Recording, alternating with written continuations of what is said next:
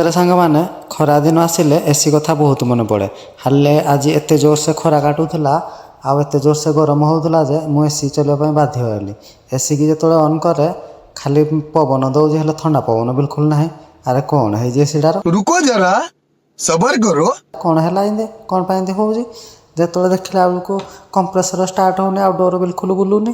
ତାପରେ ମେକାନିକ ଡାକିକିନି ଧରିନା ଆସିଲି। ଯେତେବେଳେ ମେକାନିକ ଖୋଲିଦେଲା କହିଲା ଭାଇ ଆସିଲ ଟିକେ ଦେଖ ଦେଖ କ'ଣ ହେଇଛି, ଦେଖ ଟିକେ ଭିତରଟା କ'ଣ ହେଇଛି। ଇରେ ଭାଇ